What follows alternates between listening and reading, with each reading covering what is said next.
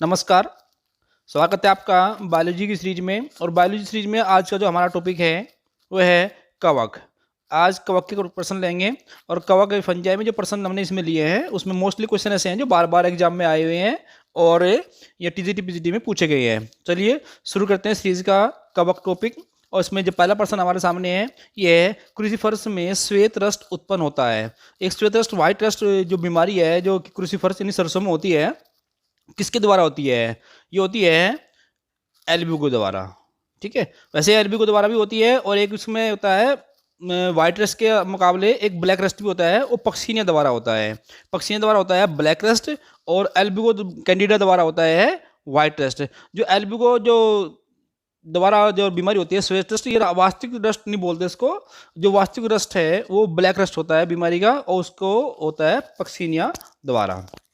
चलिए इसका आंसर होगा एल्ब्यूको कैंडिडा। जो क्वेश्चन है इसका ये आंसर होगा, यानी क्रूसीफरस जो होता है सरसों उसमें जो रोग होता है वो एल्ब्यूको द्वारा होता है। चलिए देखते हैं नेक्स्ट क्वेश्चन।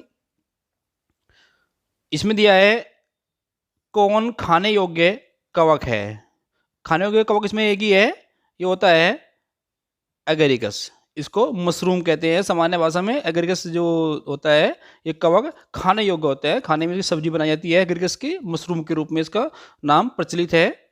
चलिए नेक्स्ट क्वेश्चन देखते हैं, इसका नाम देख लेते हैं। एगेरिकस वंश में कई कवक खाने योग्य होते हैं, ये सामान्य मशरूम में होता है और एगेरिकस कंप्रेटिस इसका नाम होता है वास्तविक। और एक जो है एगेरिकस बाइस्पोरस होते हैं, इसमें अनेक जो जातियाँ होती है मशरूम की जो खाने योग्य होती है। तो एगेरिकस जो है खाने योग्य कवक होता है और ये क्वेश्चन टीजीटी बायोलॉजी में 2013 में भी आया हुआ है।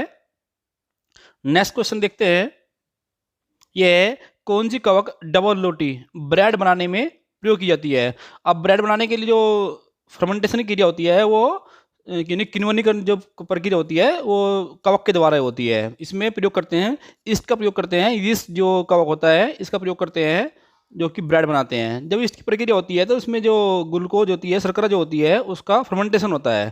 फर्मेंटेशन होने पर वहाँ पर एक तो बनती है एथिल एल्कोहल बनती है और दूसरा बनता है वहाँ पे CO2 बनती है।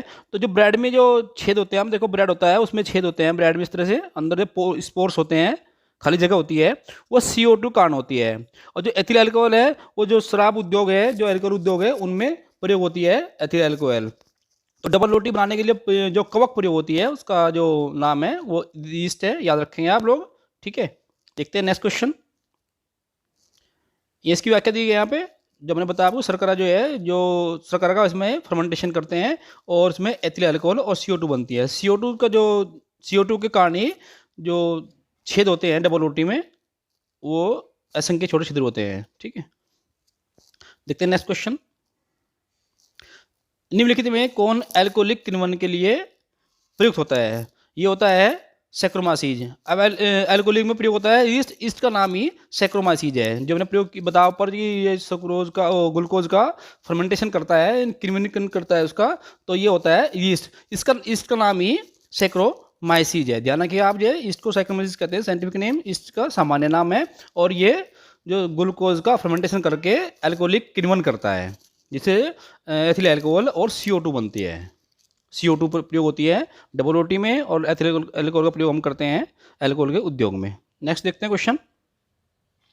किस समूह के सदस्यों का उपयोग बियर बनाने में किया जाता है? ये आपने पढ़ लिया पहले, किसका प्रयोग होता है? बियर भी एक अल्कोहलिक ग्रुप है।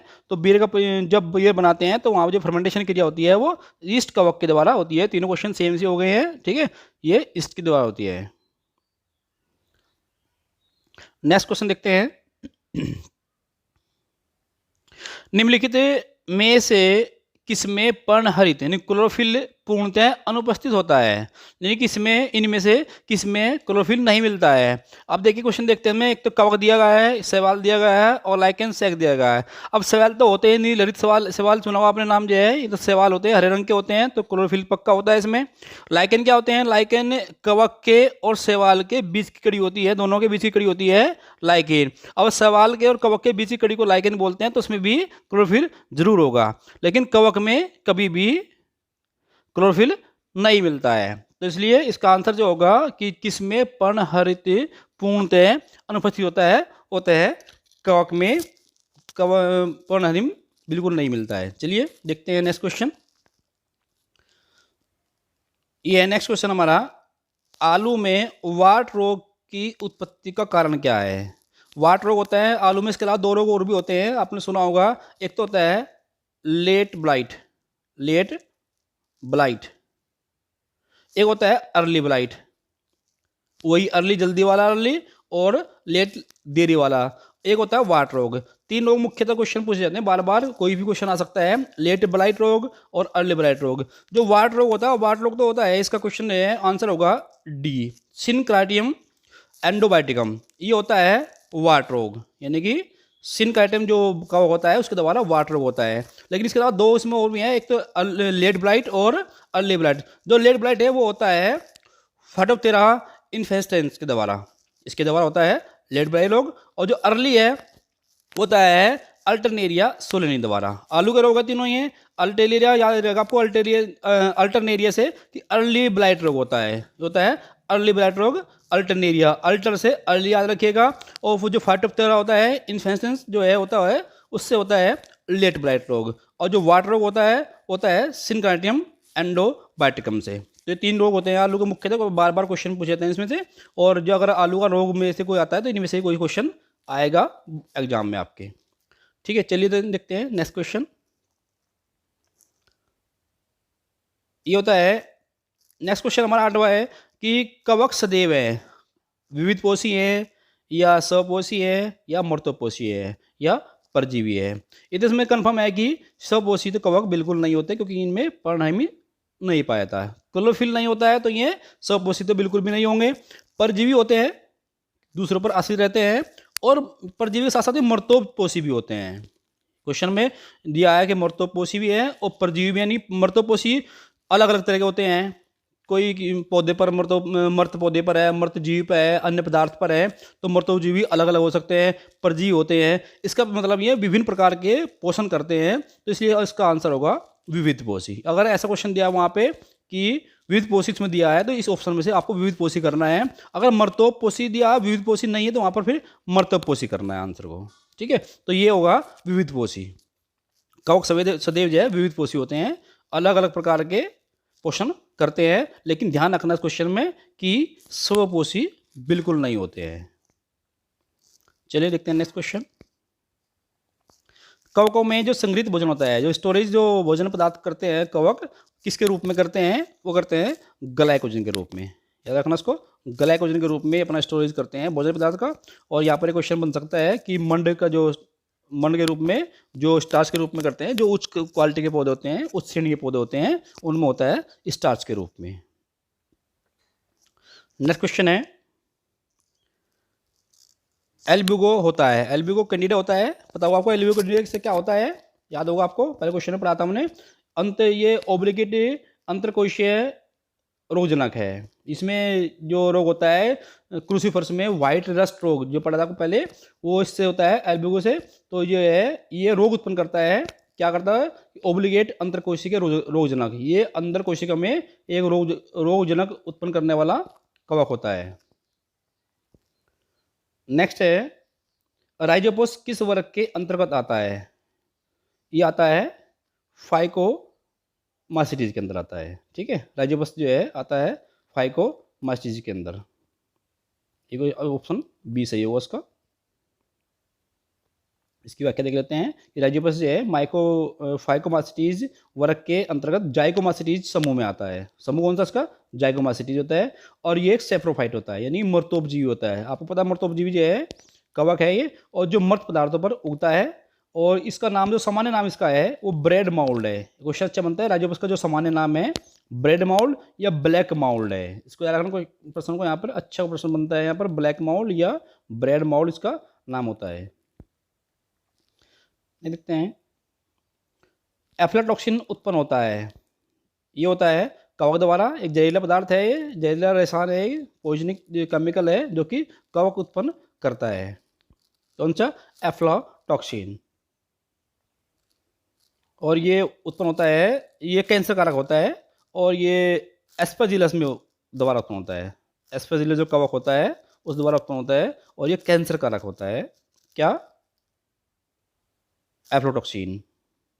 चलिए देखते हैं नेक्स्ट। अगला प्रश्न हमारा है, फंगल कोशिकाओं को अभिरंजित किया जाता है किसके द्वारा किया जाता है? कॉटन ब्लू के द्वारा। इसका ऑप्शन सही होगा कॉटन ब्लू। और जो आपको जान रहा हूँ सैफरनिन द्वारा हम जो है प्याज की झिल्ली का जो करते थे प्रयोग, उसमें सैफरनिन द्वारा करते थे, और ये होता है कॉटन ब्लू द्वारा। लैक्टोफिनॉल जो होता है, लैक्टोफिनॉल द्वारा जो फंगस कोशिका होती है में ज्यों की तो बनी रहती है, जैसे रंग की है वैसी बनी रहेगी, लेकिन जो उसमें रंग डालते हैं, जो उसका हम अभिरंजित करते हैं उसको, वो करते हैं कॉटन ब्लू के द्वारा। और सैफरनिन का प्रयोग करते हैं प्याज की झिल्ली को रंगने के लिए। और जो लैक्टोफिनॉल होता है, इसको ये उसका काम होता है कि कोशिकाओं को जैसे की वैसी बनाकर रखता है लैक्टोफिनॉल। नेक्स्ट देखते हैं क्वेश्चन। क्वेश्चन नंबर 14 है, निम्नलिखित में कौन सी एस्परजिलस की पूर्ण अवस्था होती है? ये होता है एमेरिसिला। क्वेश्चन है, इसका जो एस्परजिलस जो कवक है, इसकी जो पूर्ण अवस्था होती है उसको बोलते हैं एमेरिसिला। ठीक है, चलिए देखते हैं नेक्स्ट। निम्न में से कौन सा जलीय कवक है? कौन सा होगा? सेफ्रोलैग्निया जो है, सेफ्रोलैग्निया एक जलीय कवक है, जो कि जल में रहने वाले जो जीव जंतु है या मृत जीव है, या फिर यहाँ पर जो मृत पौधे हैं उन पर ये सेप्रोफाइट होता है, तो वहाँ पर जो है ये अपना वास करता है। ठीक है, ये जलीय कवक है सेप्रोलैग्निया। सेप्रोलैग्निया एक जलीय कवक है। अधिकांश जातियां जलीय एवं मर्तोपजीवी है, जो सड़े गले कार्बनिक पदार्थों तथा जल में तैरते हुए कीटों के शरीर पर पाई जाती है। इसकी कुछ जातियां मछलियों के गिल में वास करती हैं। जो मछलियों का जो श्वसन अंग होता है गिल, उसमें वास करती है। उसमें गिल रोट नामक रोग उत्पन्न करती है। बड़ा अच्छा प्रश्न है यहाँ पर जो है कि ये गिल रोट रोग किससे उत्पन्न होता है? तो किससे होता है? सेप्रोलैग्निया नामक कवक से उत्पन्न होता है, जो कि एक जलीय कवक है। ठीक है, नेक्स्ट है, लैंगिक जनन अनुपस्थित होता है। किसमें होता है अनुपस्थित लैंगिक जनन? ड्यूटोमासिटीज में। देखो यहाँ पे एक बहुत अच्छा प्रश्न बनता है कि जो कवक होते हैं सभी कवकों में लैंगिक जनन होता है, लेकिन यहाँ क्या पूछा है कि लैंगिक जनन अनुपस्थित किसमें होता है? तो ड्यूटोमासिटीज जो होता है, ड्यूटोमासिटीज ये पूर्ण कवक नहीं होता है, ये इसे बोलते हैं अधूरा कवक बोलते हैं इसको। तो ये कंप्लीट कवक नहीं होता, क्योंकि इसमें जाइगोट नहीं बनता है, तो कंप्लीट कवक नहीं होता है। ये ड्यूटोमासिटीज जो होता है इसमें लैंगिक जनन नहीं होता है। बाकी सब में, सभी कवकों में लैंगिक जनन ही होता है। ध्यान रखना है, केवल एक में ड्यूटोमासिटीज में को छोड़कर सभी में लैंगिक जनन होता है। तो यहाँ ध्यान रखना कि सभी कवकों में लैंगिक जनन होता है, छोड़ करके ड्यूटोमासिटीज को। नेक्स्ट देखते हैं क्वेश्चन। सर्वप्रथम पेनिसिलिन को पृथक किया था किसने? पेनिसिलिन को की खोज किसने की थी? आपको क्वेश्चन याद होगा, पहले भी है क्वेश्चन, पहले ही आ चुका है। ये पेनिसिलिन की खोज किसने की थी? अलेक्जेंडर फ्लेमिंग द्वारा। ठीक है, ये पेनिसिलिन की खोज की थी। और इसमें साथ ही से ये होता है, पेनिसिलिन होती है एंटीबायोटिक। एंटीबायोटिक खोज की थी किसने? अलेक्जेंडर फ्लेमिंग ने। साथ में एंटीबायोटिक के साथ जो नाम जुड़ा हुआ है वॉक्समैन का भी। अब वॉक्समैन जो होते हैं, वॉक्समैन ने एंटीबायोटिक खोज नहीं की थी, वॉक्समैन ने एंटीबायोटिक शब्द की खोज की थी। यानी एंटीबायोटिक जो शब्द दिया गया था वो वॉक्समैन के द्वारा दिया गया था। अब वॉक्समैन ने एक खोज की थी स्ट्रेप्टोमाइसिन की, और अलेक्जेंडर फ्लेमिंग ने की थी पेनिसिलिन की। यहाँ पर क्वेश्चन बड़ा अच्छा बन जाता है कि ये जो पेनिसिलिन की खोज तो की थी फ्लेमिंग ने, और स्ट्रेप्टोमाइसिन की खोज की थी, दोनों एंटीबायोटिक है, वॉक्समैन ने। अब स्ट्रेप्टोमाइसिन की खोज की थी वॉक्समैन ने, पेनिसिलिन की थी फ्लेमिंग ने, एंटीबायोटिक की खोज की थी फ्लेमिंग ने, लेकिन एंटीबायोटिक शब्द दिया था वॉक्समैन ने। ठीक है, चलिए देखते हैं नेक्स्ट क्वेश्चन। पेनिसिलिन इनमें से किसके द्वारा प्राप्त होती है? कवक द्वारा प्राप्त होती है पेनिसिलिन, पता होगा आपको। ठीक है, नेक्स्ट है क्वेश्चन। मटर में के डाउनी मेड्यूल रोग पीले भूरे बिखरे हुए धब्बे दिखाई देते हैं। फली पर, फूल पर, पत्रक पर, नीलपत्र पर। पत्रक पर होते हैं, नीलपत्रक पर होते हैं, लेकिन वो दोनों सतह पर नहीं होते हैं, केवल ऊपरी सतह पर होते हैं। तो उसका जो क्वेश्चन आंसर होगा वो होगा पत्रक नीलपत्र के ऊपरी सतह पर। जो मटर का रोग होता है इसमें वाइट रस्ट बन जाते हैं, ऊपर धब्बे बन जाते हैं पीले भूरे रंग के। तो ये है ये पत्र पर और उसके नीलपत्र के ऊपरी सतह पर ही उत्पन्न होते हैं। देखते हैं सीरीज का नेक्स्ट क्वेश्चन। ये देख लेते हैं मटर के कौन सा है। मटर के पौधे में डाउनी मिड्यूल नामक रोग पर्सोनोस्पोरा पीसी नामक कवक से उत्पन्न होता है। इसमें ऊपरी सतह पर पीले भूरे चकत्ते दिखाई देते हैं, जबकि निचली सतह पर ग्रेइश बैंगनी रंग के चकत्ते दिखाई देते हैं। नेक्स्ट क्वेश्चन है, निम्नलिखित में से किसका उपयोग पौधों में कवक से होने वाली बीमारी के रोकथाम के लिए करते हैं? किसका करते हैं इसमें? मेथोडन का, डीडीटी का, एफेडोन का, या फिर बोर्डेक्स मिश्रण का प्रयोग करते हैं। बोर्डेक्स मिश्रण का प्रयोग करते हैं किसमें? जो कवक होते हैं, कवक की रोकथाम के लिए बोर्डेक्स मिश्रण का प्रयोग करते हैं। बहुत सारी बीमारियां होती हैं, जैसे कि पौधों में कवक से होने वाली बीमारी की रोकथाम के लिए बोर्डेक्स मिश्रण का प्रयोग करते हैं। बोर्डेक्स में होता क्या है? कॉपर सल्फेट, चूना और जल का मिश्रण होता है बोर्डेक्स मिश्रण में।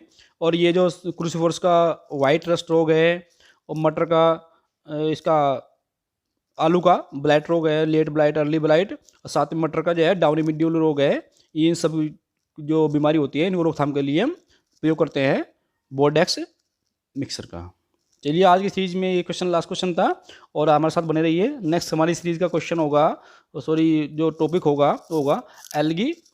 ठीक है, आज के लिए इतना ही। धन्यवाद, नमस्कार।